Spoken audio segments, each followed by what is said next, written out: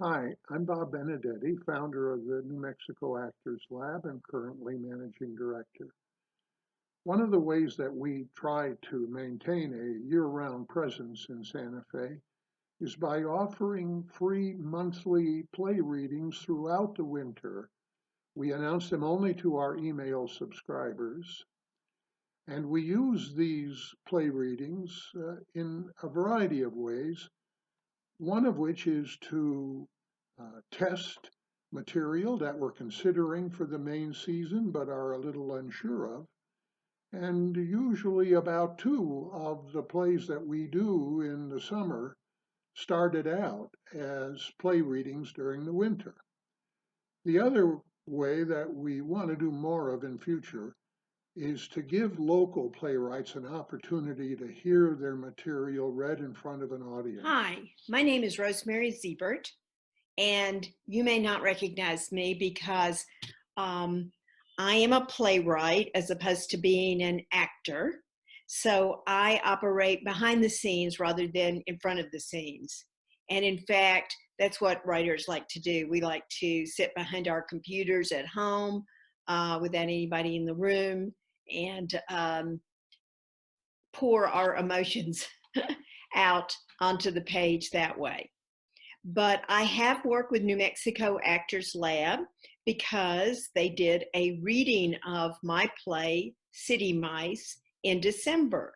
And I don't know if you were there at that reading, but City Mice is about two brothers, one who's an urbane New Yorker and the other who dropped out to be a hippie farmer 35 years ago. And the two brothers come together in a farmhouse in Vermont and hash out their past, their divergent pasts, and their waning futures with the help of pot and poetry. But in any case, I wanted to talk to you a little bit about how valuable it is for a playwright to have play readings. Is when you hear something with the audience, you're perceiving it in a whole different way than when I'm by myself in my room, even if I'm reading it aloud, or even if it's a table reading with other actors and stuff.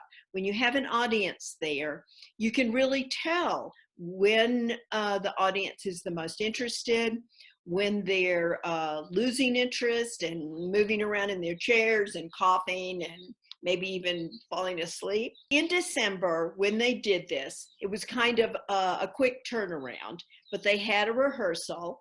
And as usual, I was very, the actor has to be this way or that way or the other, because you've spent all this time imagining these actors in your head, and suddenly they've got real people in front of you, and that doesn't always completely jive.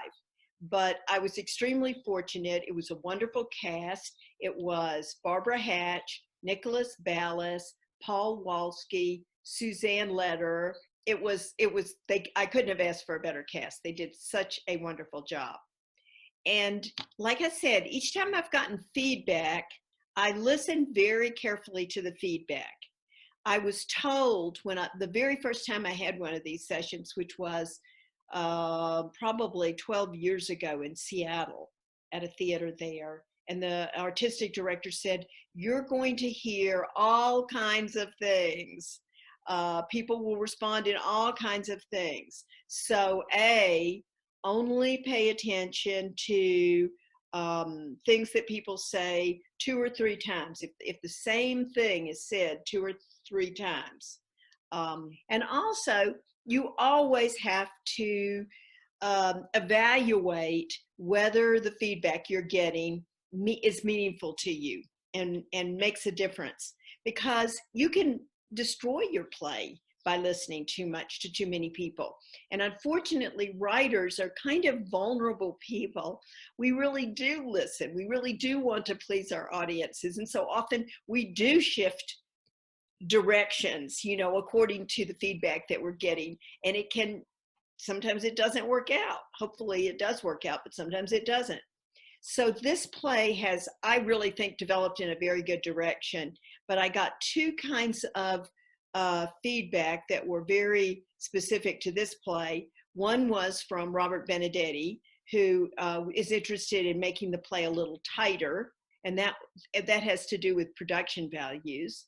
And as a result, afterwards, I went in and was able to edit the play, much to my surprise, because I thought it was totally tight, but I was able to edit it actually 5 pages, which is significant. And then secondly, there was some concern about some of the plot. There were people in the audience who didn't think the plot exactly jived. They couldn't quite compute it. And that was something I really paid attention to, even though I didn't completely agree with it, and other people in the audience didn't care at all. But you can't lose your credibility.